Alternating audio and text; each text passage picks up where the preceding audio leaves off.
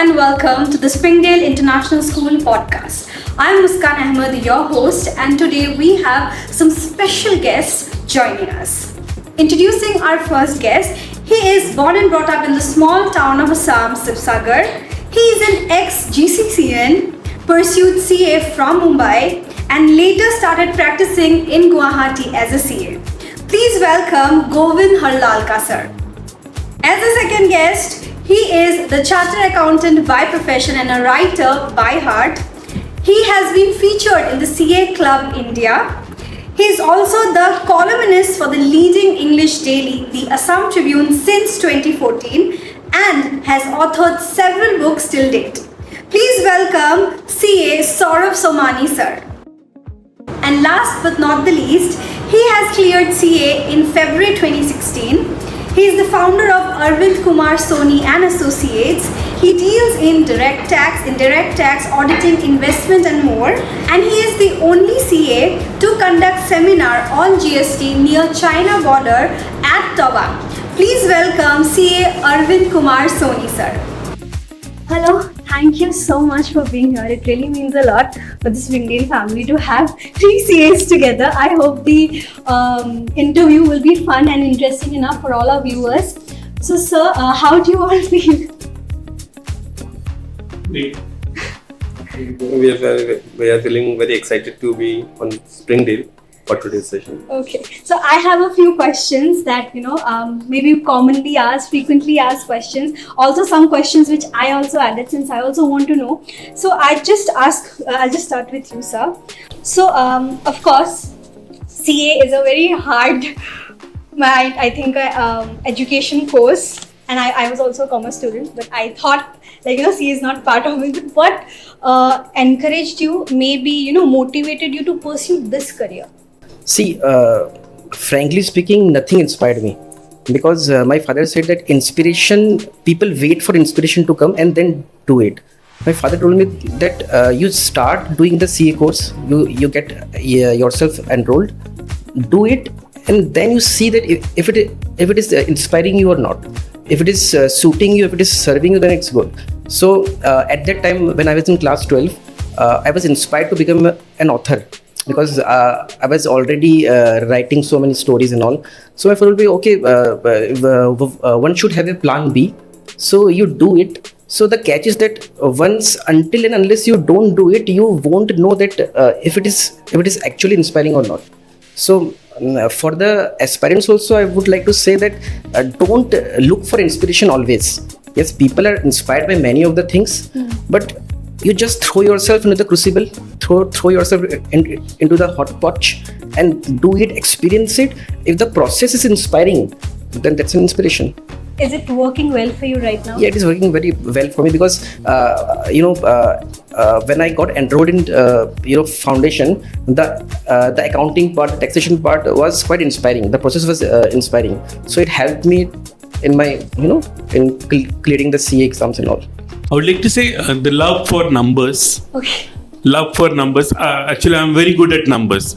I'm very good at dates. Okay. So that was probably so one of the reasons. History? Sorry? Were you good in history? History, remembering dates? Not exactly history. Dates, yes, I can remember. Dates I can remember nicely. Probably that was one of the reasons that I pursue for this course. Initially, when I was in college, friends used to call me, Shakuntala Devi. She was like a human calculator of her time. So that was probably one of the reasons that I pursue this course. So was it like your choice or your family? No pressure from family. No pressure from it. Was my choice only. How does it work for you? It's working good. I am earning my bread and butter. I am earning my prosperity from it. So what can be better than this? Same question to sir, Arvind sir. What inspired you? My story is something different. Actually, I don't belong to an academic family. My father and my family business was of transport. So one day what happened, when I was in class 8, a chartered accountant visited our home. And when he introduced himself that he's a chartered accountant, I saw there was a spark in each and every member of my family's eyes. There was a spark. Everybody was coming from their room and they were saying, "Acha, ye chartered accountant hai." ये chartered accountant है. At that time, I first came across this word chartered accountant, and मुझे ऐसा लगा कि ये ऐसा क्या degree है ये, सिर्फ डिग्री से ही आदमी इतना अट्रैक्ट हो रही है, जाके देख रहे हैं कि ये सीए इतना टफेस्ट कोर्स है. एंड फिर मैंने सोचा कि करना है तो फिर सीए ही करना है, बिकॉज उसमें बिना उसने कुछ बोले सिर्फ डिग्री से ही मेरे पूरे फैमिली मेंबर ने उसे जिस रेस्पेक्ट से देखा, मुझे वो रेस्पेक्ट मेरे को बड़ा इंस्पिरेशन लगा. मुझे लगा पैसे हर फील्ड में है, इस फील्ड में पैसे के साथ रेस्पेक्ट जो है वो बहुत ज्यादा है. सर आप कितने साल के हो गए तब? How old were you when you decided कि मुझे सीए बनना है? मैं क्लास 8 में था, तो अराउंड मैं 14-15 इयर्स का होगा. एंड आई वाज क्लियर कि मुझे सीए ही करना है. लाइक यूजुअली क्या होता है when we are young, I say like 4-5 years old, we are like मुझे तो प्रेसिडेंट बनना है, मेरे को तो प्राइम मिनिस्टर बनना है. At the age when we reach like 17-18, rock star बनना है, पॉप स्टार बनना है, एक्टर बनना है. अभी when you cross your 20s, I don't know what I am going to become. So that is very inspiring. Like you knew that what you want to do, and I think you're doing really well. Yes. Please tell about like your journey. CA Rockstar भी बन सकता है. Rockstar CA बने जरूरी नहीं है. CA Rockstar भी बन सकता है, सीए सिंगर भी बन सकता है, सीए बिजनेसमैन भी बन सकता है. सी कैन डू एवरीथिंग. तो सीए पहले बन जाते हैं, उसके बाद रेस्पेक्ट आपको naturally it will follow. And जैसे बताया कि सीए में आपका, अब सीए जितना आप आगे बढ़ते जाओगे, जितना आपका एक्सपीरियंस होगा, आप उतने फेमस होंगे, आपका इनकम भी बढ़ेगा. एंड इनकम के साथ अगर रेस्पेक्ट भी बढ़े, मुझे लगा ऐसा कॉम्बिनेशन तो मुझे चाहिए. सो दैट्स व्हाई मैंने फिर सीए को ही फोकस किया. मुझे सीए ही करना है. So my next question is to you, Govind sir. How did you feel when you found out that you आपने clear कर लिया अपना CA exam and now you are a CA? How did you feel? Actually, when I started my journey of CA, though I had love for dates and numbers, but when I started with the books, I found it little monotonous. I found it, and later on, gradually, when I went into it, inter I could clear in my first attempt only. And that was the reason why I pursue for further this thing, final exams. So inter I cleared with exactly 300 marks, and that too 143 marks in one group and 157 marks in the other group. And that there was a comp off system ki if you get average 50% marks you will be cleared. So I was like exactly 300 and I cleared. And that was the reason I was motivated for final exams. And when I started preparing for my final exams, initially I could not. I was not in the position to appear for both the groups together. So initially I appeared for one single group only, and in first 2 attempts when I could not clear my group which I am preparing for, like I was demoralized and I was like about to give up. But later on. In my later on, my parent, my mother, my uncle, they insisted कि नहीं, you have to appear once again, like for next attempt. So and I cleared my one of my group in that attempt, and that was the reason. Like I was just one step behind, become putting CA with my name. So in next attempt, I prepared for the other group of final, and in that like I could not clear anything, and I was again demoralized and depressed. But again same set of people, they again insisted encouraged ki go ahead, this is not the end. So I appeared again, and I How old were you back then? By that time, Yeah. okay, I was 24. Okay. I was 24. So when I appeared for the same group next time, I managed to get exemption in one of the paper, and that was the reason I again got stuck. Like कि नहीं, अब तो करना ही है. अब तो I'm left with 3 papers only, and that too I need to get 140 marks only in those 3 papers together. So because I already had 61-62 marks in the exemption paper. So I was like 2-3 papers lagging, like so again I appeared for the same, and I cleared my CA, and the feeling that I got was out of the world, and I was very happy. Very happy. And your parents were happy? Yes, of course they were very happy. They were like कि कब हम अपने घर के बाहर board लगाएं CA Govind Harlal का. Of course, it's very proud. Of course, your Yeah, it parents was must a be very proud. really very proud moment for all And of even your us. hard work paid off. Yeah, of course. Saurav sir, I would like to ask the same question to you. How were your parents' reaction? Like, how did you feel when you become a chartered accountant finally? See, actually, I was not sure that I would ever become a CA. It so happened that in class 11, I got 41 out of 100 in accounts. Okay, so the principal, there was city faculty, no principal Prasad sir थे, तो उन्होंने मुझे मतलब office room में बुला खूब डांटा. जैसे उस दिन कल शायद है ना रोहित ने एक स्टूडेंट को डांटा था ना, उस तरह से मुझे भी काफ़ी data. Please edit this. So वो एक डोज था. उसके बाद आई वाज लाइक नहीं, मुझे इसमें एक्सेल करना ही है in accounts, because if I want to do CA my accounting concept should be very clear. So over the summer vacations after class 12 I actually went through the class 11 book again, the accounts book, and I cleared all the concepts. My father taught me really well.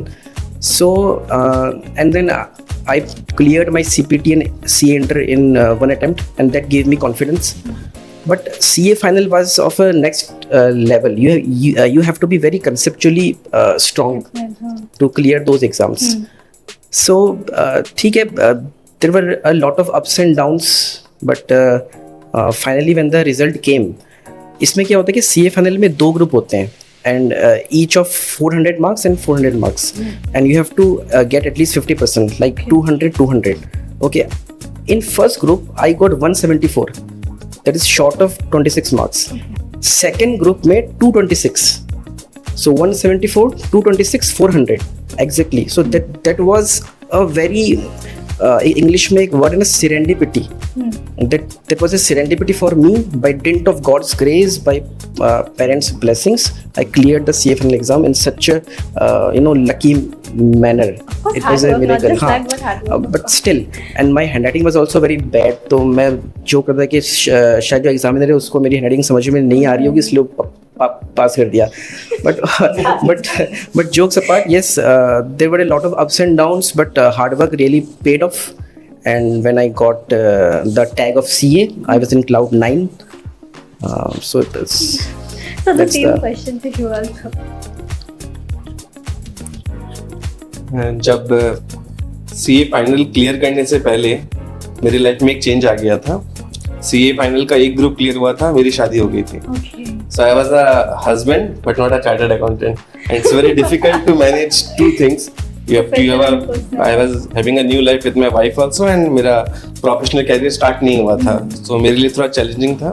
But with the support of my family, मुझे काफ़ी support मिला, and मेरे शादी के 2 साल के बाद मैंने CA complete किया. CA complete करने से मुझे जब complete नहीं हो रहा था, तो ups and downs her CA के लाइफ में आते हैं. तब मेरे पिताजी ने मुझे एक बात कही थी कि अगर आपको स्वर्ग जाना है तो क्या करना पड़ेगा. अच्छे काम करना तो ठीक है, लेकिन स्वर्ग जाने के लिए सबसे इम्पोर्टेंट है मरना पड़ेगा. तो अगर आपको सीए बनना है तो आपको उस लेवल का पढ़ाई करना पड़ेगा कि आप बनो ही. और जब आपको पता है कि मेरे पास एक रेस्पॉन्सिबिलिटी आ गई है, मेरे को एक पार्टनर भी, सपोर्टिव पार्टनर भी मिल गया था, एंड जब हम सीए बने तो उस दिन तो मुझे डेट भी याद है, 17 जनवरी 2016, 17 फरवरी 2016 was the date.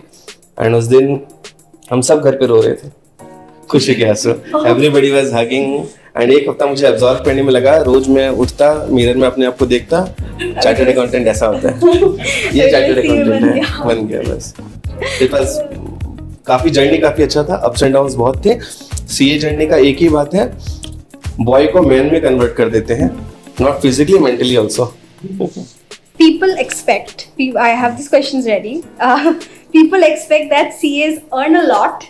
So keeping that in mind, does it create any sort of pressure? Like, is it just hypothetical? कि नहीं ये सच्ची का, that is something. बहुत लोगों को लगता है कि CAs earn a lot. So we just want to clear that question for everyone, once and for all. A very good question.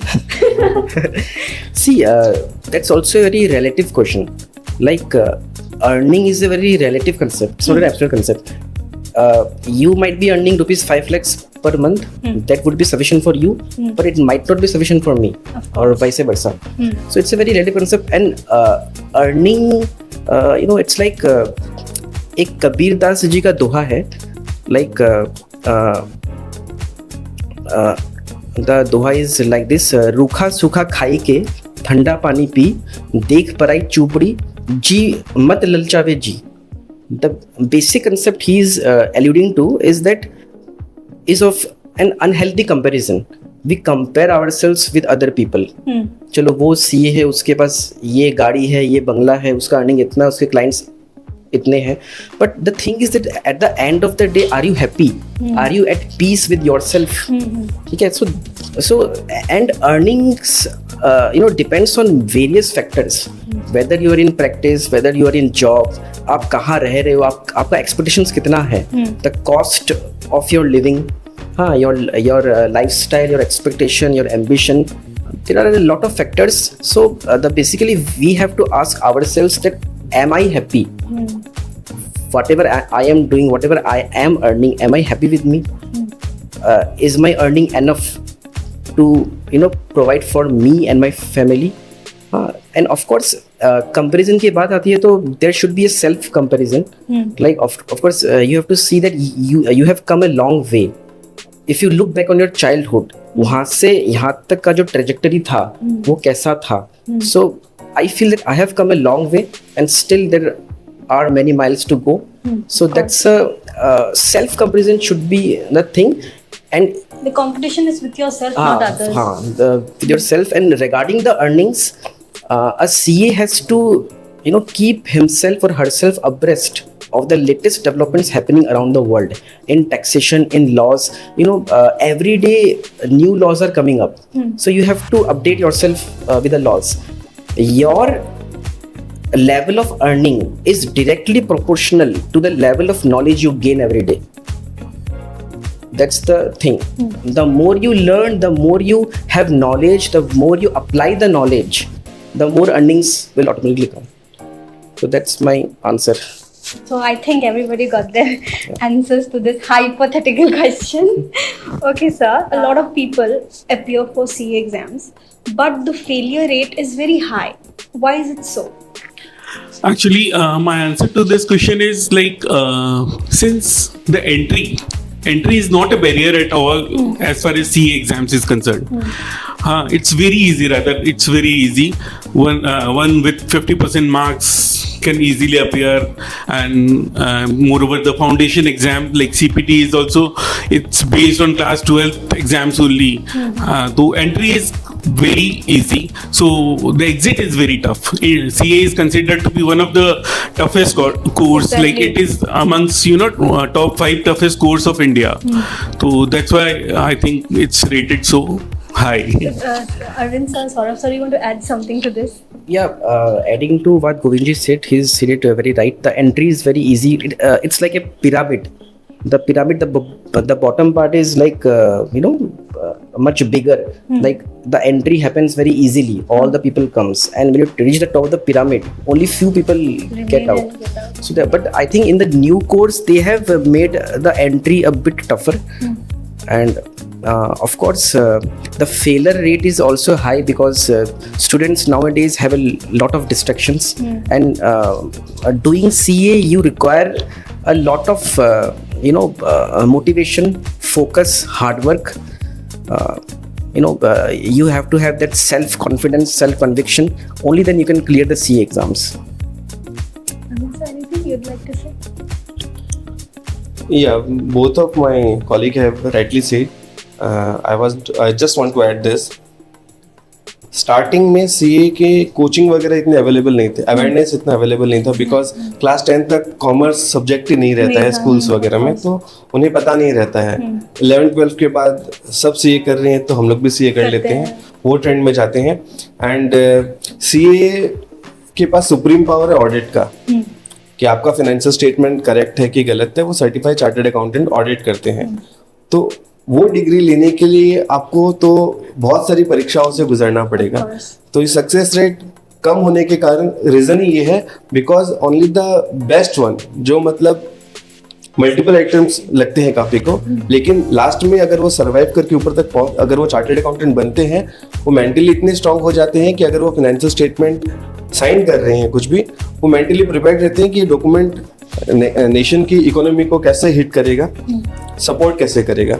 तो उस तरह का लेवल के लिए मुझे ऐसा लगता है चार्टर्ड अकाउंटेंट्स भी NSG कमांडो से कम नहीं होते हैं। जैसे वो बॉर्डर में या टेररिस्ट से हमें बचाते हैं, हमें चार्टर्ड अकाउंटेंट लोग फाइनेंशियल इकोनॉमी को सपोर्ट करने के लिए हमें उस तरह का लेवल चाहिए, इसलिए कोर्स को टफ होना ही है। Can you share a moment in your career throughout which has been very memorable and you're very proud of? I do remember one incident, like a teacher came to me a few months ago where she was having a problem in her PF account. Okay. She was like she had visited the PF department a number of times for the last 6 months, and she wasn't able to withdraw the PF money, and she was like fed up. She came crying to me, so I helped her, and within 5 days her amount got credited into her bank account. And she was so happy. She bought me a packet of sweets, but that was the other side. Like the fact that I could help her because of the knowledge we have, because we are experts in our profession, and if we can help someone get that sort of happiness, so that's a moment of pride for all of us. Same question to you. Chartered accountant बनना ही सबसे memorable moment था, लेकिन उसके बाद realise हुआ कि इस degree के साथ बहुत रेस्पॉन्सिबिलिटी भी आती है। हमारा मोटिव या हमारा फोकस सिर्फ अर्निंग का नहीं है, हमें, क्योंकि हम नॉर्थ ईस्ट में रहते हैं, यहाँ पे साइंस का कल्चर ज़्यादा है, आर्ट्स का कल्चर ज़्यादा है, कॉमर्स स्टूडेंट काफ़ी कम रहते हैं कंपेरेटिवली, तो कॉमर्स का इतना एडुकेशन होता नहीं है। तो मैंने क्या फोकस किया कि हमारे ऑफिस में भी जो हमारे ट्रेनी आते हैं या पेड स्टाफ जो आते हैं वो इतना ग्रूम नहीं रहते हैं, एंड मेरा कोशिश हमेशा ये रहता है कि मैं किसी को स्टाफ ना बोलूँ, एक टीम मेंबर की तरह हम लोग रखते हैं, एंड उनको इतना ग्रूम करते हैं कि अगर वो हमारे ऑफिस से जाते भी हैं, कोई दूसरा ऑर्गेनाइजेशन ज्वाइन करते हैं, वो फिर से हमारे पास आते हैं बताने के लिए, थैंक्स सर, हमने आपका ऑर्गेनाइजेशन ज्वाइन किया था तब, और जब निकले हैं एक पर्सनालिटी पूरा डेवलप होकर निकला है, एंड अब वो अपने लाइफ में काफ़ी एक्सेल कर रहे हैं। एंड जहाँ तक हमारा नॉलेज यूज़ करके अगर हम किसको हेल्प कर दें, वो जॉब सेटिस्फेक्शन अलग ही लेवल का होता है।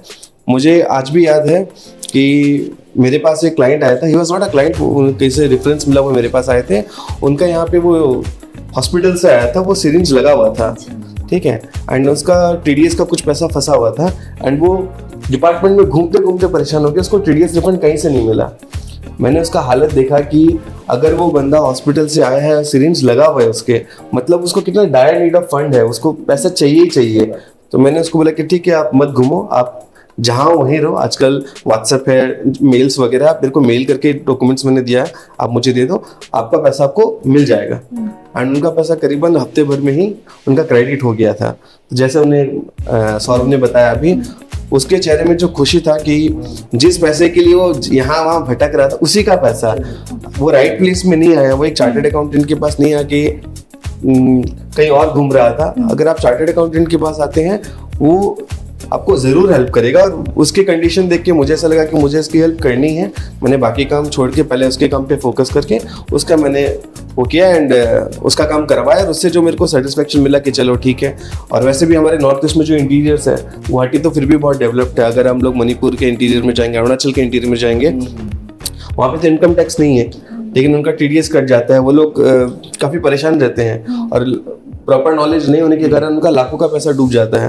वो पैसे जब उनको निकल के उनकी मुसीबत के समय काम आए, जैसे कोविड के टाइम पे अर्निंग नहीं है, TDS का रिफंड आ जाए उस टाइम पे, तो उनके लिए तो कितनी खुशी की बात होगी। तो वो job satisfaction. I would also like to add on something to it. Once I had a client, like she passed away.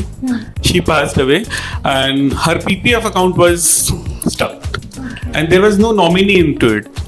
There was no nominee in the account.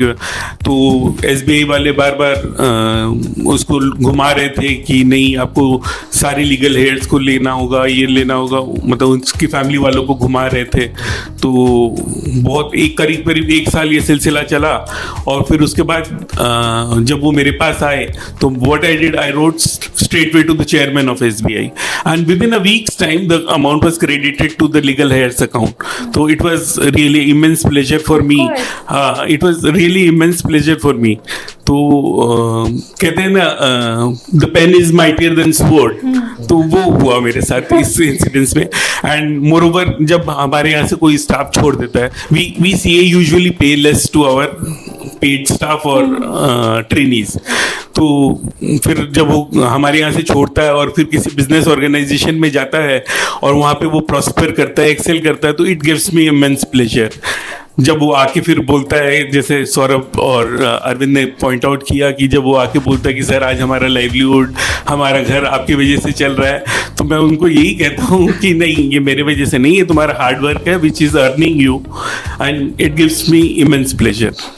What are the common misconceptions you think people have about the role of a CA?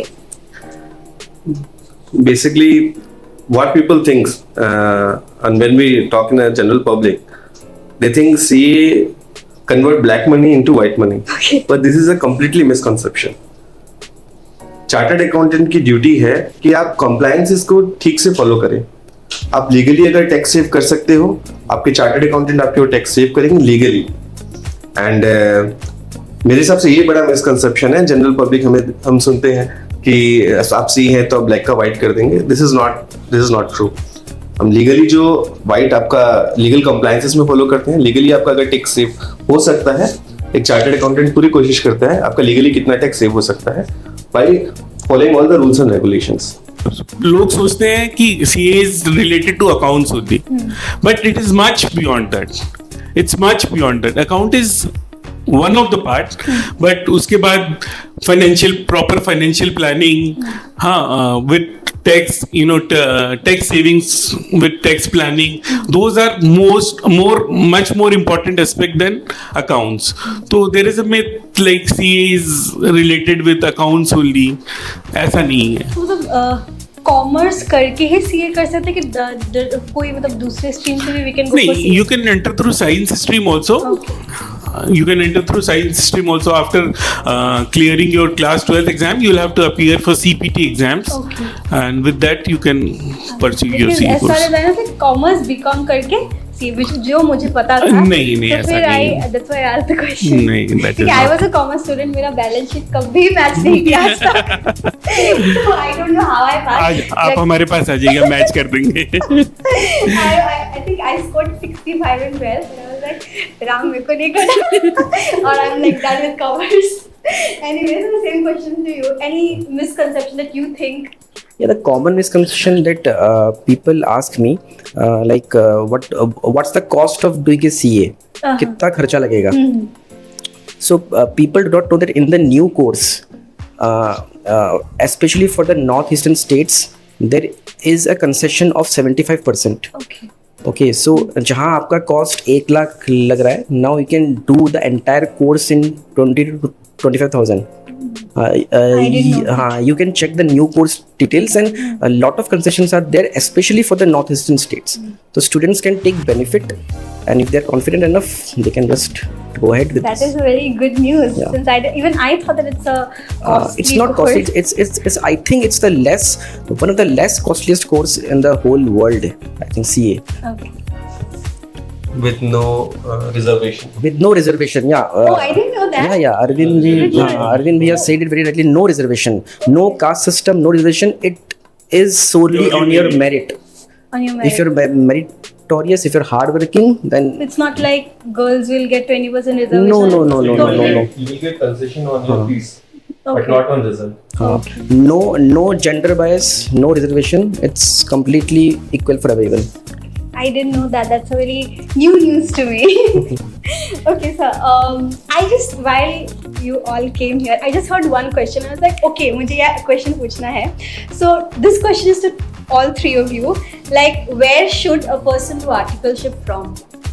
Okay, It so See, articleship is like everyone has different goals. If the person who is pursuing CA, if he or she is very clear that he or she wants to do job, okay, go to a corporate company or such sectors, they can pursue their articleship or internship at a big firm. Like there are big four firms: KPMG, Deloitte, Ernst and Young, Price and Waterhouse, because they specialize you.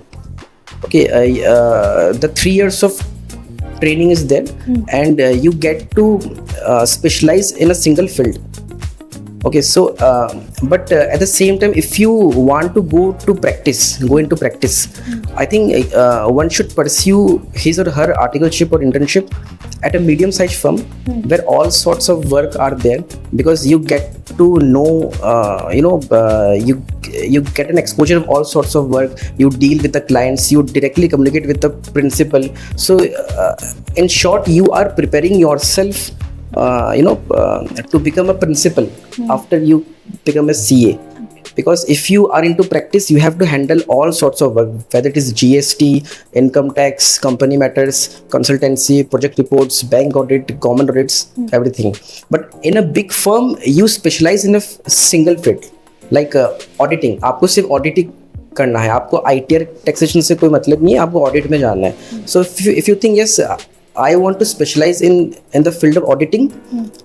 So this is my goal, and after becoming CA also, I want to pursue this particular subject. So that person should work in a big firm because they specialize you. Okay. Arvind sir, do you agree with the same? And from where have you done your articleship? I've done my articleship from Ashok Kumar Jalan and Associates, and I totally agree with Mr. Saurabh. But one thing I just need to add, आप अगर practice करना चाहते हैं after clearing chartered accountancy, आप ये देखिए आप practice कहाँ कर रहे हैं. If you want to practice in Guwahati, आप आर्टिकलशिप गुवाहाटी में ही कीजिए. बिकॉज एवरी रीजन का क्या है, वर्क स्टाइल कल्चर अलग होता है. अगर आप बॉम्बे में आर्टिकलशिप कर रहे हैं और फिर गुवाहाटी आके अगर आप प्रैक्टिस स्टार्ट करेंगे, आपको क्लाइंटल बेस अलग मिलेगा, क्लाइंट्स अलग मिलेंगे, तो वर्क कल्चर अलग होगा. तो अगर आपको गुवाहाटी में अगर आपको सीए बनने का प्रैक्टिस करना है, आप गुवाहाटी के कोई फर्म में आप आर्टिकलशिप कीजिए, वो बेटर होगा. जैसे मैंने भी, मेरा सीए कंप्लीट जब नहीं हो रहा था, मैंने आर्टिकलशिप कंप्लीट करने के बाद मैंने 3 महीने मैंने विवेक शांतिलाल जैन में जॉब किया था. 3 महीने में वहाँ पे मैंने जॉब करके मैं क्लियर हो गया था कि now I can do my practice by my own. मुझे 3 महीने में वहाँ इतना काम सीखने को मिला, और श्योर कि मैं अब अपना प्रैक्टिस अगर करूँ, I can handle my clients, I can handle my practice. तो डिपेंड करता है कि आपका फोकस क्या है, जॉब या प्रैक्टिस. जॉब करना है देन बिग फोर्स या कोई भी बड़े फर्म्स आप ज्वाइन कर सकते हो. प्रैक्टिस करना है तो आपको कौन सी रीजन में प्रैक्टिस करना है, उसी रीजन की आप फर्म ज्वाइन कीजिए, आपके लिए काफ़ी फायदेमंद होगा. Same question to you, like आपने कहाँ से अपना आर्टिकलशिप किया, एंड जैसे कि सर ने बोला कि जॉब या practice, so what do you think, which one is the better option? I have done my articleship from RC Jain and Associates in Bombay. It's a medium-sized firm, and I totally agree with what Saurabh and Arvind has rightly pointed out. But to it, I would like to add on one thing. Whatever you do with dedication, and your only motto should be learning. Your motto should be learning. You should not see, at times when I was working for RC Jain and Associates, so it was like I used to, client has the tendency to come on the last hour of the time, means last hour of the last dates. They have got this tendency. So we got one audit assignment in addition to in addition to the existing client, and it was like time barred.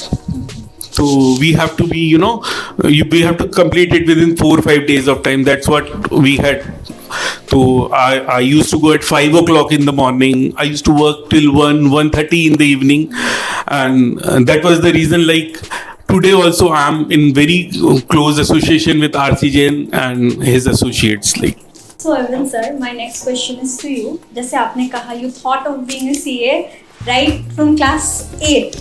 So Yeah. like how if like let's say if a child or if a student wants to pursue CA तो उसे क्या करना चाहिए? Should he, like from when should he or she start his or her preparation? School के बाद, 12th के बाद, तो आप briefly let our audience know कि what is the process? देखिए क्लास 8-9 में अभी तक हमारे फॉर्मल एजुकेशन में accountancy is not a subject, ठीक है, and commerce field is just like an academic field. जैसे हम लोग नर्सरी में ABCD सीखते हैं, हम लोग कॉमर्स में आके फर्स्ट हम लोग current nominal account, real account, personal account सीखते हैं. वो लैंग्वेज अलग है, डेबिट क्रेडिट का लैंग्वेज, वो हम सीखते हैं. क्लास 8-9 से अगर आप CA की तरफ अगर आप अट्रैक्टेड हो, मेरे हिसाब से होगा कि आपके जो घर पे जो अकाउंट्स, नॉर्मल अकाउंट्स, क्योंकि CA एक ऐसा कोर्स है जो सबको चाहिए. मतलब you don't need to be a chartered accountant, but you need to know आप अकाउंट्स आपको आना चाहिए कि बेसिक अकाउंटेंसी, कि आप कुछ भी काम कर रहे हो उसमें आपका प्रॉफिट हो रहा है, लॉस हो रहा है, वो आपको कैलकुलेट करना आना चाहिए. तो CA कोर्स आप स्टार्टिंग एज से आप उसमें आप ध्यान दे सकते हैं. पहला चीज ये है. दूसरा, अगर आप चाहो तो बुक से आप डेबिट क्रेडिट या रियल अकाउंट के नॉमिनल चीज पढ़ सकते हैं. बट मेरा सजेशन है अगर 8-9 से, जैसे हम लोग UPSC और IIT के प्रिपरेशन स्टार्ट करते हैं, 8-9 से अकाउंटेंसी अगर हम लोग स्टार्ट कर दे बेटर है. लेकिन तो मेरे हिसाब से 10 के बाद जो 11 में अगर वो फोकस रहे, 11 जो है, क्योंकि कॉमर्स में अगर आप 11 में अगर आप फोकस नहीं हो, आपका पूरा कॉमर्स का लाइफ आपका अच्छा नहीं रहेगा, बिकॉज आप ABCD नहीं जानोगे कॉमर्स के. तो अगर आप 11 में अगर आप फुल्ली फोकस्ड है, आपके कॉन्सेप्ट्स क्लियर है, तो आप आगे आराम से चले जाओगे. एंड दूसरा, घर पे जो भी अपने खर्चे होते हैं, खुद का पर्सनल अकाउंट्स अगर मेंटेन करने, हिसाब किताब रखने लग जाए आदमी, तो CA1 के हिसाब किताब ही रखना है, तो वो इंटरेस्ट वहां से पता चलेगा कैसे हो रहा है, कैसे नहीं हो रहा है. मेरे हिसाब से तो ये चीजें मेरे हिसाब से ठीक है कि थोड़ा खुद का अकाउंट्स रखें, डेबिट क्रेडिट थोड़ा पढ़ ले, और नहीं तो 11 जो है, 11 में आप फुल्ली फोकस्ड रहे. कॉलेज स्टार्ट होने से पहले कोई अच्छी जगह से कोचिंग लेके अपना जो कॉन्सेप्ट जो है, ये कॉलेज में काफी स्टूडेंट्स रहेंगे, अगर आपको कोई अच्छा मेंटर मिल जाता है, उसे आप बेसिक गाइड अगर आप अच्छे से पढ़ ले, तो मेरे हिसाब से आपका कॉमर्स लाइफ बहुत अच्छा रहने वाला है. So, जैसे कि आपने कहा कि 11 में अगर फोकस रहे, we have a lot of subjects जैसे बिजनेस स्टडीज, बैंकिंग, फिर CMST भी है. तो अगर मुझे CA बनना है तो do I need to focus on other subjects equally और लाइक अकाउंटेंसी में ज्यादा? देखिए CA में आपका सिर्फ अकाउंटेंसी, हमारा ओवरऑल डेवलपमेंट होता है. बिजनेस स्टडीज भी CA का पार्ट है, एंड CA क्योंकि नंबर्स का गेम है, तो मैथ्स आपको चाहिए ही चाहिए. So it is always advisable कि जब आप क्लास 8-9 में जो इलेक्टिव मैथ्स, एडवांस मैथ्स जो होता है, आप उसको लो पहले. एडवांस मैथ्स में लो, मैथ्स में आपको अच्छा होना चाहिए. एंड दूसरा, अकाउंटेंसी में आपने जैसे बताया कि अकाउंटेंसी तो आपका कोर है, उसको तो आपको ध्यान रखना ही है. इसके साथ साथ अगर आप जैसे बिजनेस स्टडीज आपने बताया, क्योंकि अकाउंटेंसी में आप समझते हैं प्लस माइनस कौन सा प्लेस कहाँ जाना चाहिए. बिजनेस स्टडीज आपको बताते हैं बहुत सारे कॉन्सेप्ट्स कि बिजनेस कैसे करना है, उसका अकाउंटिंग कैसे करना है, वो अकाउंटेंसी का पार्ट है. लेकिन बिजनेस स्टडीज आपको बताते हैं कि क्या थ्योरम है, किस तरह से आपको बिजनेस करना है, अलग अलग फील्ड का बिजनेस होता है. तो मेरे हिसाब से ओवरऑल सभी हमें पढ़ना है ध्यान से, लेकिन कोर हमारा होना चाहिए अकाउंटेंसी और मैथ्स. अकाउंटेंसी और मैथ्स में अगर हम लोग फोकस करें, बाकी सब हम लोग थोड़ा कम होने से भी चलेगा, लेकिन ये चीज अपने को मेन, अपने को अकाउंटेंसी और मैथ्स में ध्यान देना है. आप कुछ ऐड करना चाहेंगे? हाँ, अरविंद जी ने काफ़ी अच्छे से बताया कि मतलब क्लास 9-10 में ही अगर घर का हिसाब किताब देखे, एक्सपेंसेस को मतलब जो भी देखे, तो वो एक बेसिक्स आपको आ जाता है. And in the new course also one can register for CA course in class 10. आपको एग्ज़ाम 12 के बाद ही देना पड़ता है, एंड 12 पास होने की भी ज़रूरत नहीं है. If you just appear for class 12 exam, you can give the CPT exam if you have enrolled in class 10. Okay, ठीक है. तो ये एक एग्जांपल हो गया. सेकेंडली क्या होता है, जैसे हमारे ऑफिस में कोई क्लाइंट्स आते हैं, मतलब एज ए पेरेंट्स आते हैं, वो बोलते हैं कि जैसे मेरा बेटा है या बेटी है, शी और ही इज़ इन क्लास 11 और 12, तो उसको अभी ऐसा क्या करना चाहिए. तो हमारे ऑफिस में क्या है कि मैं उनको बोलता हूँ कि आप 1 घंटा या 2 घंटे के लिए हमारे ऑफिस में उनको है ना भेज दीजिए. या फिर अगर आपका शॉप है, कोई है, तो आप अपने बेटा बेटी को, अपने चाइल्ड को अपने शॉप में बिठाइए, so that the child gets to learn the practical experience. एक प्रैक्टिकल एक्सपोजर होता है, हाँ एटलीस्ट कुछ तो वो सीखेगा ना कि बैंक कैसे जाना है, क्लाइंट से डील कैसे करना है। मतलब आप सोचिए एक बीकॉम पास आउट स्टूडेंट मेरे पास आता है and he doesn't know how to deposit cash in the bank. एक simple concept है. So these basic concepts should be cleared I think in class 10, 11 alone. तो आप उसको कोई CA firm में भी आप है ना enroll करवा सकते हैं for just 1 hour or 2 hour, or he or she might sit in their father's office or something, so that the basic जो economy कैसे run होती है, banks में कैसे आपको जाना है, कैसे बात करना है, कैसे expenses maintain करना है, check कैसे काटना है। किसी को तो कोई को तो ये भी नहीं पता होता कि चेक जो है उसमें चेक नंबर कौन सा है और MICR कोड कौन सा है। मतलब दिस इज़ वेरी, मतलब हाँ कौन सा चेक नंबर ये पता नहीं है उनको, अकाउंट पे ये और क्या होता है, सेल्फ क्या होता है, ड्रॉन ऑन क्या है, क्या बैंक है, कैसे, मतलब ये बेसिक कंसेप्ट है। अगर बेसिक कंसेप्ट क्लियर होते हैं तो आई थिंक दैट ये basic concept will help you in clearing the CA course. So that's my take. Arvind and Saurav has very rightly pointed out कि मैथ्स में strong होना चाहिए, प्लस ये banking, basic banking जाननी चाहिए, and अगर possible है तो किसी CA फर्म या अपने शॉप में जाके 1-2 घंटे अकाउंट्स मिलाना चाहिए। हाँ, तो इसमें मैं एक चीज़ ऐड ऑन करना चाहूँगा। When I was doing my articleship it was transition phase from manual to IT। तो उस समय जब हम लोग कर रहे थे आर्टिकलशिप, उस समय कुछ क्लाइंट्स थे जो मैनुअली अकाउंट्स बनाते थे और कुछ के कंप्यूटर्स में बनने लग गए थे।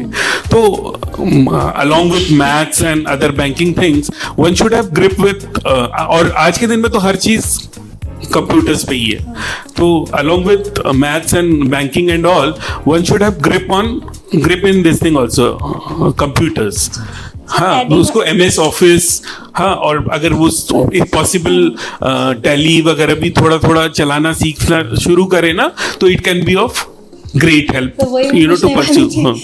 तो मुझे, मैं आपको एक चीज ऐड ऑन करना चाहूंगा। जब मैं पहली बार एक ट्रायल बैलेंस मिला रहा था तो there was a difference of 1 rupee in the trial balance. तो सर ने कहा 1 रुपया, और it was huge one and that was on a manual this thing. तो फिर वापस मिला रहा हूँ, नहीं मिल रहा है, वापस मिला रहा हूँ, नहीं मिल रहा है। बोले साला 1 रुपया मेरे से ले खत्म करो इस किस्से को। लेकिन माय सर वाज लाइक नहीं, तुमको टैली करना है इसको। And it was not the difference of 1 rupees. It was difference of 2,500 1 rupees, something like that. क्योंकि एक कुछ 2,499 कुछ एक पेमेंट भी हुआ था और कुछ एक जमा करना भी रह गया था। तो यू हैव टू बी जिद होनी पड़ेगी कि मुझे नहीं ये करना है, मुझे ये 1 रुपया भी अगर डिफरेंस है तो मुझे मिलाना है। That should be the passion basically. So I'd like to add on, like मैंने बहुत लड़कों और लड़के actually both after class 10 we get this time period of 3 to 4 months जहाँ पे we are looking for colleges and कहाँ apply करें। बहुत लोग कंप्यूटर कोर्स करते हैं, कोई नॉर्मल करते हैं, कोई टेली कर लेता है। तो is it advisable to do tally without the idea of commerce background और something right after 10? Some basic things can be understood, but दोनों पैरेलली अगर साथ हो, थियोरेटिकल एंड प्रैक्टिकल दोनों अगर साथ हो, तो it can be of great help. So should it be after 12 or during BCom phase? No, you can do it after 10th also. Okay. Once you start doing accounting in class 11, when your accountancy course starts, and parallelly if you are doing Tally or Excel and MS Office, it can be of great help. Thank you so much, sir. So next, इसमें एक add करना चाहूँगा कि आपने कहा जो एक तो एक्सेल मैनुअली मेंटेन 1 रुपया का डिफरेंस वाला बात आपने कहा। दूसरा बात आपने कहा था कि टैली कोर्स का जो आप पूछ रहे हो 12 के बाद, देखिए हमारे ऑफिस में जो जॉब इंटरव्यूज के लिए आते हैं वो लोग बहुत सारे टैली का कोर्स करके आते हैं, बट बहुत डिप्रेसिंग होता है उनको देखना जब उन्हें नॉर्मल जनरल एंट्री नहीं आती है। टैली एक सॉफ्टवेयर है, उसको चलाने के लिए आपको अकाउंट्स का नॉलेज होना पड़ेगा कि डेबिट कौन सा होगा, क्रेडिट कौन सा होगा। तो टैली सॉफ्टवेयर आप तो जैसा फीड करोगे वैसा वो आउटकम देगा, लेकिन आपको डेबिट कौन सा अकाउंट करना है, क्रेडिट कौन सा अकाउंट करना है, वो बेसिकली पता होना पड़ेगा। एंड अगर कोई अच्छा कोर्स अगर टैली का प्रैक्टिकली जो अच्छे से सिखाए, अगर वो कर रहे हैं तब तो उनके लिए अच्छा है। नहीं तो मेरे हिसाब से कोर्स करके जनरली इतना फायदा नहीं होता है। या तो आप कोई अच्छे इंस्टीट्यूट में जो प्रैक्टिकली विद प्रैक्टिकल इम्प्लीकेशन वो लोग करा रहे हैं, या तो कोई सीए फॉर्म आप ज्वाइन कर लीजिए, दोनों में से आप टैली सीख जाएंगे। इसमें मुझे एक और बात, जब भैया ने मैनुअल वाला बात बताया, आपने मेरे को मेमोरेबल मोमेंट का एक बात पूछा था पहले, मैं बताना चाहूंगा कि मैं एक सेंट्रल गवर्नमेंट का एक डिपार्टमेंट है उसका इंटरनल ऑडिटर हूँ। तो वहाँ के अकाउंट्स मैनुअली मेंटेन होते हैं और वहाँ फंड होता है 20 CR 30 CR का फंड अभी भी, और वो मैनुअल होता है, उनका कंपल्सन है मैनुअल, उनका ट्रायल बैलेंस नहीं मिल रहा है। और उनका जब फाइनेंशियल स्टेटमेंट रेडी होता है विद इन 15 डेज, मार्च खत्म हुआ, विद इन 15 डेज वो प्रिंट होके वो जाता है पार्लियामेंट में, both of the house parliament में वो प्लेस होता है, क्योंकि पब्लिक फंड इन्वॉल्व होता है। अब मैं क्योंकि वहाँ कंसल्टेंट हूँ वहाँ पे, तो मेरे को जब बैलेंस शीट मिल नहीं रहा था, उन्होंने मुझे कहा ये बैलेंस शीट मिलानी है। एंड मेरे साथ 3 बंदे और थे, डिफेंस का था वो, 3 बंदे थे, तीनों बंदे को अकाउंट्स नहीं आता, लेकिन क्योंकि मैं कुछ कैलकुलेशन कर रहा हूँ, वो भी रात को 2 बजे तक मेरे साथ कैलकुलेशन कर रहे हैं, प्लस कैलकुलेटर चला रहे हैं। एंड इतना वैसा हो गया था कि अगर आज ये कंप्लीट नहीं हुआ तो फिर ये पार्लियामेंट में भी जाना है, प्रिंट भी होना है, डिले हो जाएगा। तो करीबन एक दिन एक रात पूरा करने के बाद फिर भी जब नहीं मिला, पहले डिफरेंस आ रहा था सम अबाउट 2-3 करोड़ का, वो डिफरेंस कम होते होते 10,000 में आया। एंड उसके बाद जब नहीं हुआ कंप्लीट, तो मैं क्या किया, अपने रूम में चला गया, मतलब रूम में जाके मैं सोऊंगा। मैं रूम में सो रहा हूँ, मुझे दिमाग में नंबर्स ही आ रहे हैं। फिर मैंने, और वो क्या है, जहाँ पे मैं था वहाँ पे स्नोफॉल हो रहा था, तो फिर मैं फिर भी शावर लिया मैंने। सुबह उठा 3-4 बजे, वापस शावर लिया। शावर लेके मैंने सोचा कोई नहीं आसपास में, एक बार सारे अकाउंट्स में खुद से मिलाता हूँ। मैंने वापस, क्योंकि मैनुअल था, अगर ये इलेक्ट्रॉनिक मीडिया में होता तो थोड़ा फटाफट कैलकुलेशन होता, मैंने वापस शुरू से लेके एंड तक वापस किया, मेरा बैलेंस शीट मिल गया। तो उस टाइम जो हेड ऑफ द डिपार्टमेंट थे, डायरेक्टर थे, तो उन्होंने फिर मुझे, वो जब कंप्लीट हुआ एंड उन्होंने देखा कि एज अ चार्टर्ड अकाउंटेंट उन्हें लगता है कि हम लोग सिर्फ 7 बजे तक काम करेंगे, उसके बाद हम ऑडिट नहीं करेंगे। लेकिन बीइंग अ चार्टर्ड अकाउंटेंट हम लोग को ऐसा लगता है, अगर हम लोग कोई असाइनमेंट लेते हैं और अगर हमें वो टाइम बाउंड करना है, एक पर्टिकुलर टाइम पीरियड में करना है, उसके लिए हमने दिन में भी काम किया, हमने रात में भी काम किया, रात भर, एंड अल्टीमेटली अर्ली मॉर्निंग 5-6 बजे तक मैंने वो कंप्लीट कर दिया। वो जो डायरेक्टर थे उन्हें भी तेंजिंग नॉर्गे अवार्ड मिला हुआ है, और काफ़ी वो भी फेमस पर्सनालिटी थे। उन्होंने मुझे अपने चैम्बर पे बुलाया, उन्होंने मुझे एक टी-शर्ट गिफ्ट किया उनके इंस्टीट्यूट की, एंड उन्होंने एक मेडल गिफ्ट किया कि मैं बोल सकता था ना कि आपका ड्यूटी है, ट्रायल बैलेंस तो आपको मिला के देना है, तभी फाइनेंशियल स्टेटमेंट मैं मिलाऊंगा। लेकिन मैंने जो पूरा मिला के दिया, एंड उन्होंने ऐसे कहा कि हम लोग का एजम्पशन था कि सीए है तो वो तो 8 बजे के बाद काम नहीं करेगा, बट यू डिड, मतलब 24 आवर्स एट स्ट्रेच मैंने काम करके वो काम किया था। तो मुझे आज भी मैंने अपने ऑफिस में मेडल रख के रखा है, मुझे याद आता है कि हाँ, काम वैसे करना है, कंप्लीट करना है। वेरी हैप्पी सुन के ही मतलब अच्छा लग गया, इतना बड़ा movie manual. My next question is to you, Saurav sir. So after a student has cleared his CA exam, so उसके बाद what are the next steps he or she go? There are a lot of specialized courses, like post qualification courses बोलते हैं. Once you become a CA, if you want to pursue a specialized field like forensic accounting हो गया, concurrent audit of banks हो गए, information system audit हो गए, actuarial valuation of जो insurance का जो actuarial valuation होता है उसका भी कोर्स होता है. So there are certificate courses, there are diploma courses as well. तो उन सबको pursue कर सकते हैं depending on what you think you can do, what you are interested in. Like बहुत लोगों को forensic accounting करना अच्छा लगता है, because forensic accounting is like if a fraud happens in a bank or in a big industry, तो वो fraud को कैसे ascertain करना, कैसे track करना, sort of postmortem. Postmortem like Sherlock Holmes, वो डिटेक्टिव पूरा उसको फाइंड करना, वो इन्वेस्टिगेटिव माइंड अगर किसी का है, so one can pursue forensic accounting. Like if one is interested in banks, तो वो बैंक ऑडिट का कोर्स कर सकता है. सर्टिफिकेट कोर्स है, डीसा है, information system audit course. So there are lot of opportunities even after becoming a CA. That's So the my thing. next question is to you, Govind sir. Like मैंने इनको पूछा कि after CA क्या, तो there's also this particular section of students who do not clear CA. So what next? बहुत attempt हो गया, नहीं हुआ and they just give up. तो अभी next क्या? Which line they can go for? I have a punchline for this. CA is not a tough course. It is meant for tough people. Makes sense. तो मैं ये कहना चाहूँगा कि ठीक है, if someone is unable to clear his CA, see, to some extent hard work is there, but to some extent you cannot forget fortune factor also. One may not be fortunate enough to clear that CA, but that is not the end. Even मतलब I know people who has more knowledge than CA without having degree, formal degree. So that is not the end. So they can pursue their career in accounting field, and there are so many other What things other which, fields that they can like opt for?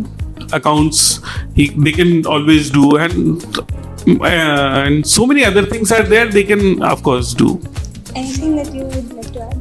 See, I want to add, like in the new course, if one clears CA Inter, so CA Inter भी एक degree है इस new course में, that is known as business associate accountant.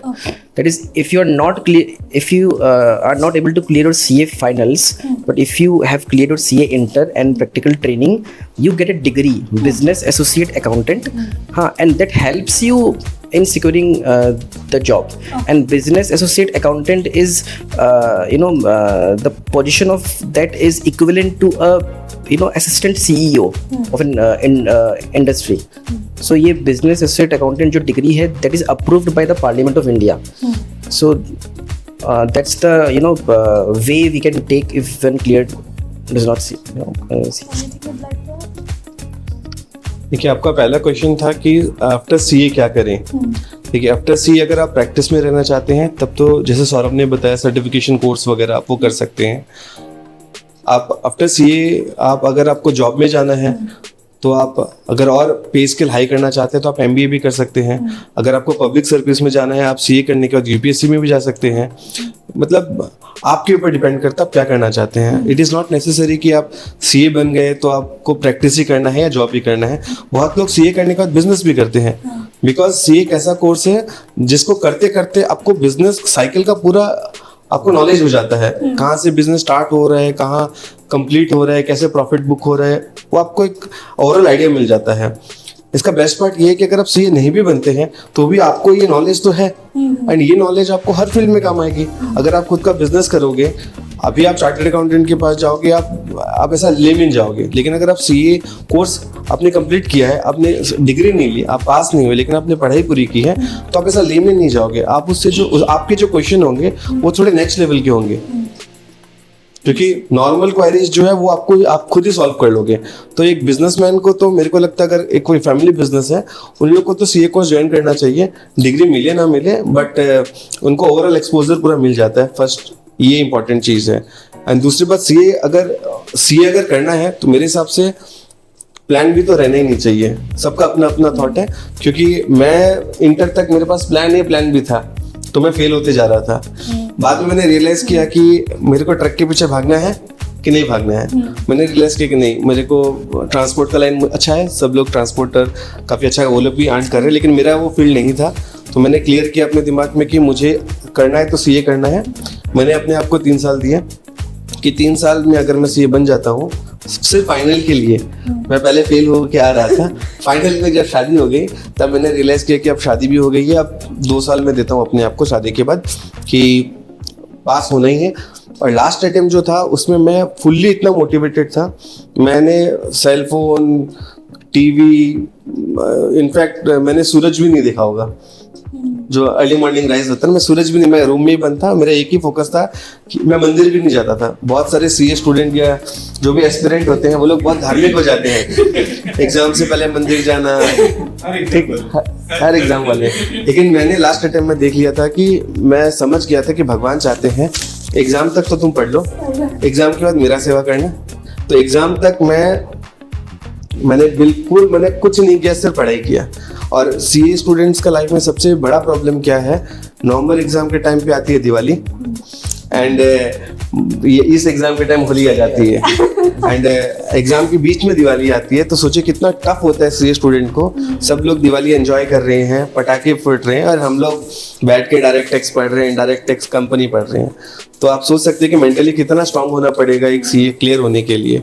तो plan B, अब अगर आपको काफ़ी अटेम्प्ट लग चुके हैं डेफिनेटली तब प्लान बी आपको सोचना चाहिए, लेकिन इनिशियल ईयर्स में आपको सिर्फ एक ही है आपका एम, प्लान ए सीए, क्योंकि अगर आप सीए कंप्लीट नहीं भी करते हैं, आप जो नॉलेज एक्वायर करेंगे वो आपको कोई ना कोई फील्ड में काम आएगा ही आएगा। एंड जैसे भैया ने कहा कि बहुत सारे ऐसे भी लोग हैं, मैं भी जानता हूँ, जिनके पास डिग्री नहीं है बट उनका नॉलेज बहुत है, एंड नॉलेज का कोई सब्स्टिट्यूट नहीं है आज के डेट में। तो मेरे हिसाब से सीए कोर्स ना भी हो, नॉलेज जो एक्वायर करना है वो नॉलेज ले लेना चाहिए। जैसे 3 इडियट्स में कहते हैं ना, जहाँ से मिले नॉलेज वहाँ से ले लो, जहाँ से मिले वहाँ से ले लो। Very inspiring. I mean, of course, even I'll agree कि backup plan अगर है, then it's like pulling you back. Yes, definitely. If you have just one thing, ये करना है, do or die, then of course you will make it. So this is the last question. We have like talked a lot. This is the last question. What advice would you give our viewers, our students, or anybody who's trying to pursue CA for future? How should they prepare, and anything that you would like to, an advice to our viewers? अगर कोई student आज के date में CA करना चाहता है तो उसे समझ लेना चाहिए कि ये कोई स्प्रिंट नहीं है, ये एक मैराथन है। तो you should be mentally prepared कि 1-2 साल का चीज़ नहीं है, मिनिमम 5 इयर्स आप दिमाग में रखो। 5 इयर्स आपको इस कोर्स में देना है, आपको मेंटली इसमें भी प्रिपेयर्ड होना पड़ेगा। बिकॉज अगर आप मैं अपना एग्जांपल दूं, मैं सीए इंटर में था, मेरे फ्रेंड्स लोग के बीकॉम कंप्लीट हो गए, वो लोग फैंसी बाजार में दुकान कर लिए, मैं सीए फाइनल तक पहुंचा, उन्होंने 2 दुकान कर लिए, एंड मैं सीए स्टूडेंट ही हूँ अभी भी। तो आपको फोकस रहना है कि जब आप सीए बनोगे उसके बाद आपका रेस जो होगा, आप मतलब काफी आगे निकल जाओगे, लेकिन सीए बनने तक आपको मोटिवेटेड रहना पड़ेगा खुद से। एंड जो भी नेगेटिव फ्रेंड है, जहां से भी आपको लगे कि आपका कोई फ्रेंड है जो थोड़ा सा भी नेगेटिव है, अगर वो बोले कि यार मेरे से तो सीए नहीं हो रहा है, मेरे से तो सीए नहीं हो रहा है, तो सीए क्या है, इंडिविजुअल बैटल है, हर स्टूडेंट का इंडिविजुअल बैटल है। सौरभ का जो इंटेलेक्चुअल मतलब उसका है, जितना उसका नॉलेज है, मेरा नॉलेज में डिफरेंस होगा। तो सौरभ के लिए सीए कोर्स अलग टफ हो सकता है, मेरे लिए ज्यादा मेरे लिए इजी हो सकता है। इसीलिए कभी ज्यादा डिस्कस नहीं करना चाहिए किसके साथ, खुद को मोटिवेटेड रखना है, और कोई भी ऐसा आदमी मिले जो डिमोटिवेट करे उनसे दूर ही रहना है। एटलीस्ट 4-5 ईयर्स आप भूल जाओ, बिकॉज सीए मतलब आपका पुनर्जन्म होने वाला है। पहले आपका नाम अरविंद था, बाद में आप सीए अरविंद बन जाओगे, तो इसीलिए मोटिवेटेड रहना है, वही इंपॉर्टेंट है। पहले मरना पड़ेगा। पहले मरना पड़ेगा, रास्ता वही है, उसके लिए आपको प्रिपेयर रहना पड़ेगा।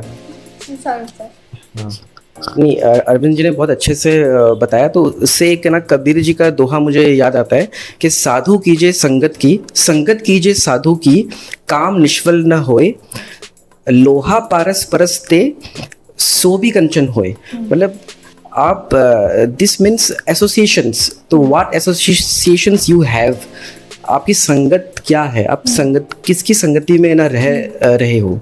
तो the people you are surrounded with, your circumstances should be uplifting. तो कोई भी नेगेटिव पीपल अगर है, so you have to stay away from them.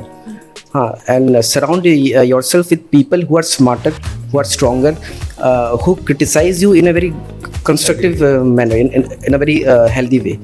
So एक तो ये है, plus of course don't wait for motivation, self inspiration, self motivation is the only way, ठीक है। And one thing I would like to add is that if you're pursuing the CA course now, you should have a habit of reading. Reading is said to be more retentive and more absorbing than any other medium. मतलब there are lot of videos available जो CA course का जो है उसमें उसके लिए आपको काफ़ी सारी वीडियोस है in YouTube or in the form of classes, pen-up classes. But the thing is that if you don't read now, then after becoming a CA, you won't read. तो आपको जो भी इंफॉर्मेशन मिलना है, आप ना गूगल सर्च करोगे, YouTube search करोगे, एंड गूगल एंड यूट्यूब में ये है कि आपको बेसिक अंडरस्टैंडिंग तो हो जाएगी, बट इन डेप्थ अंडरस्टैंडिंग आपको नहीं आएगी until and unless you actually get to reading. इसमें ये भी है कि आज सीए जो सिलेबस है उसमें काफ़ी सारी समराइज्ड बुक्स भी आती है, हाँ, but they don't have in depth knowledge in them. आप सीए बुक्स जो है, जो institute of chartered accountants of India जो निकालती है, फेट बुक्स, बड़ी बड़ी बुक्स होते हैं, लोग उसको देखे सोचते हैं कि यार इतना कौन पढ़ेगा, इतना मोटा मोटा बुक्स कौन पढ़ेगा, बट ऐसी बात नहीं है. Once you get in the flow, once you get in the throes of reading those content, so you absorb so much, you get in depth analysis of everything. तो ये रीडिंग हैबिट आपको develop करनी है, not just as a CA student but also after becoming CA. So cultivate the habit of reading and self doubt always comes.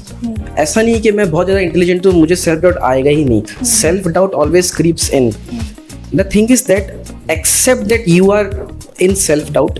Self doubt का next step होता है fear. आपको डर लगता है, so accept that you have fear, feel the fear and do it anyway. आपको डर लग रहा है, मुझे यहाँ पर बैठे बैठे अगर डर भी लग रहा है, still you have to do it. So feel the fear and do it anyway, because beyond the fear lies your fortune. Fear का नेक्स्ट जो स्टेप होता है वो फॉर्च्यून का ही होता है. तो feel the fear, do it anyway. Self inspiration है, cultivate the habit of reading, and that's it. It's advice. The same question to you. And I would also like to add, like, how should a student prepare along with it? As Arvind and Saurabh has rightly pointed out, they have given most of the insights into it. See, motivation and company, these are one aspect. But to that, I would like to add one thing. Like, CA is not a course. It's a process. It's a continuous process. Even after becoming CA, there are, every day there is a changes in law, which you need to learn and unlearn also. At times you have to unlearn also. So those are the process. You have to keep on. But there is one punchline, like there is no substitute to hard work, and that is the bottom line for any CA student. So how should a student prepare if they want to? That is focus. He should be focused. He should be motivated. He should be in the company of those people who are really focused. And those are the things. Yeah. Thank you. You'd like to add something? Yeah. देखिए, CA exams में क्या होता है, आपको एक एक दिन का गैप मिलता है and it is not possible to revise everything in that one day.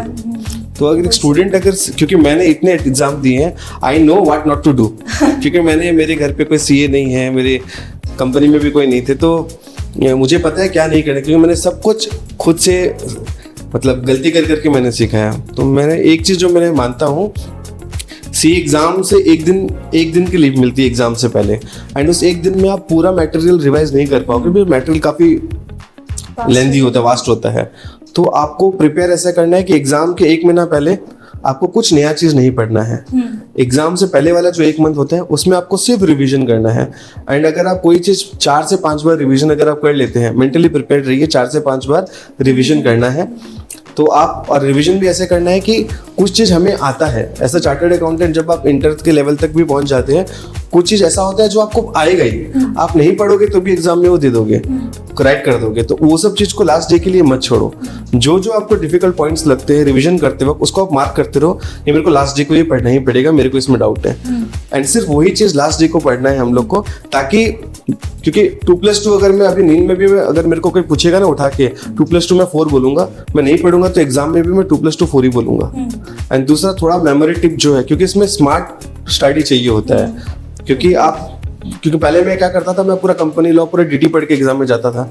अब एग्जाम में तो डायरेक्टली एक पॉइंट पे क्वेश्चंस आते हैं, वो पर्टिकुलर पॉइंट सेक्शन मुझे प्रिसाइसली याद नहीं है, तो प्रॉब्लम हो रहा है. तो मैंने क्या किया, सबका मेमोरी टिप बना लिया अपने हिसाब से, अपने लाइफ के ऊपर करके एक मेमोरी टिप सब सब्जेक्ट का मैंने बना के रख लिया.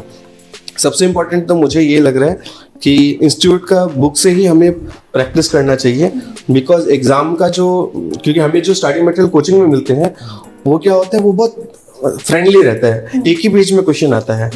और इंस्टीट्यूट में जब आप एग्जाम देने जाओगे, वो एक ही क्वेश्चन 4 पेज में आता है. तो आप साइकोलॉजिकली जब पेज आप चेंज करके क्वेश्चन पढ़ रहे हो, तो आपको एग्जाम पॉइंट ऑफ व्यू से आपको बहुत प्रॉब्लम होता है. और वही अगर आप स्टडी मैट से ही पढ़े, जो इंस्टीट्यूट से आते हैं, वहाँ पे फॉन्ट सेम रहता है, पेपर का साइज सेम रहता है. वहाँ पे पेपर आप 4 पेज में क्वेश्चंस आता है. तो आप प्रिपेयर ही एग्जाम के पॉइंट ऑफ व्यू से कर रहे हो, तो आप घर पे भी जब प्रैक्टिस कर रहे हो, आप पेज उल्टा के आप चेंज करके क्वेश्चंस पढ़ रहे हो, एग्जाम में भी वैसे पढ़ रहे हो. मेरे को पर्सनली ये बहुत मतलब हेल्प किया था कि एग्जाम के टाइम पे कि मैं एग्जाम ओरिएंटेड ही आपको पढ़ना है. नॉलेज आप स्टार्टिंग में कोचिंग में ले लीजिए, लेकिन एग्जाम पास जो करना है, जो गोल्डन नंबर्स जो 50% जो आना चाहिए, तो वो जरूरी नहीं आप पूरा पढ़ोगे तो आएगा। आपको एग्जाम ओरिएंटेड पढ़ना है, फोकस एग्जाम ओरिएंटेड। वो एग्जाम के एक दिन पहले आप कैसे रिवाइज करेंगे, और एग्जाम हॉल के टाइम पे 2 चीज का सिर्फ ध्यान रखना है कि एक बहुत सारे, मेरे हिसाब से भैया आपको भी ये टेंडेंसी आया होगा, हम लोग 3-4 महीना पढ़ लेते हैं, एग्जाम से पहले हम सोचते हैं इस बार अटेम्प्ट नहीं देते हैं, 6 महीने के बाद वापस अटेम्प्ट वो देते हैं, बोथ ग्रुप देंगे, अच्छे से पढ़ के देंगे। ये टेंडेंसी कभी नहीं आना चाहिए। आपको एग्जाम देना है तो देना है, प्रिपेयर्ड है तो भी दीजिए, नहीं है तो भी दीजिए, आप कुछ एक्सपीरियंस करेंगे, ठीक है। And exam point of view से ही पढ़िए, वही आपको एग्जाम में पास कराएंगे। मेरा तो सभी स्टूडेंट से वही राय है। एंड क्योंकि मैं सीए बनने के बाद, जब मैं शादी होने के बाद जब सीए बना था, मेरे को याद है एक मेरे साथ एक हम लोग के जूनियर था कोचिंग में, मैं लाचित नगर अपने ऑफिस के नीचे, पहले मेरी ऑफिस लाचित नगर थी, मैं वहीं पे था नीचे, वो मेरे को रोड के उस साइड था, वो मेरे को देखा, आके मेरे को हक किया, बोलता भैया आप तो शादी करने के बाद भी सीए बन गए, इतना अटेम्प्ट लगने के बाद भी आप छोड़ा नहीं, अब मुझे लग रहा है कि मुझे भी कंटिन्यू करना है, मैं भी बन सकता हूँ। तो वही है, आप सीए जो करते हैं सब इंटेलिजेंट ही होते हैं, जो एग्जाम ओरिएंटेड पढ़ेगा वो इजीली पास होगा, मेरा वही कहना है। इसमें ऐड करना चाहूँगा कि मतलब जस्ट 1 महीना पहले एग्ज़ाम के, चाहे वो सी इंटर हो या सी फाइनल हो, institute releases RTPs, revision test papers and model test papers, जो कि टेंडेंसी ये कि लोग उसको इग्नोर करते हैं, बिकॉज 1 महीना पहले आता है, काफ़ी प्रेशर रहता है, and they are freely available in the institute site. तो आप उसको डाउनलोड करिए, उसमें जो भी पैटर्न है, जो भी क्वेश्चंस है, sometimes it happens if you are lucky the question can come from these test papers and model test papers. And of course आपको जो इंस्टीट्यूट की जो किताबें हैं वो तो आपको करना ही, जितने भी क्वेश्चंस है। मेरे टाइम में November 13 का अटेम्प्ट में अकाउंटेंसी का जो फर्स्ट एक 5 क्वेश्चंस आता है, जो मेंटरी होता है, these first 5 questions came from the institute's book, back side. जो बैक साइड में क्वेश्चंस थे जिनके आंसर नहीं होते हैं, जस्ट एक हिंट होते हैं, वहां से आ गए थे। तो people did not do it, तो सब रो के निकल रहे हैं कि यार कहाँ से दे दिया, आउट ऑफ द सिलेबस दे दिया, ये दे दिया। मैं पता है ये यहाँ से आया, सेम क्वेश्चन, उसका आंसर भी मुझे पता है कि ये है। So that is the importance of reading from the institute's books. That's it. Smart study. Exam hall में हमारा पेपर इतना लेंथी आता है, आप एग्जाम हॉल में आप बैठ के सोचना नहीं है, क्वेश्चन देखते ही आपका हाथ चलना चाहिए, वैसा उस तरह से प्रिपरेशन करना है। वरना मुझे याद है कॉस्ट अकाउंटिंग, बहुत लोग पेपर ही सॉल्व नहीं कर पाते कंप्लीट, बिकॉज आता सब है सबको, लेकिन वो इतना लेंथी होता है कि आप कंप्लीट ही नहीं कर पाओगे। तो आपको उस तरह से we get 3 hours 15 minutes. 15 minutes we are given for reading the question paper alone. तो मेरा तो ये मानना है कि पेपर कंप्लीट करना है तो आपको एग्जाम हॉल में जाके सोचना नहीं है, एग्जाम हॉल में क्वेश्चन देकर आपको पता होना चाहिए इसका आंसर क्या है, और आपको लिखना चालू करना है लॉजिकली। उस तरह का माइंडसेट, 100% फोकस, तभी आप सीए क्लियर करोगे, and by God grace. Thank you so much, sir. It was very nice having all 3 of you. There were a lot of things that I got to learn, and I'm sure even our viewers have learned. I think बहुत सारे questions भी clear हुए हैं, and I also got a lot of knowledge. So thank you so much, Govind sir, Saurabh sir, Arvind sir. It was great having you all, and hope we meet again for another interview with fresh questions. Thank you so much for watching, and meet you next time. Thank you.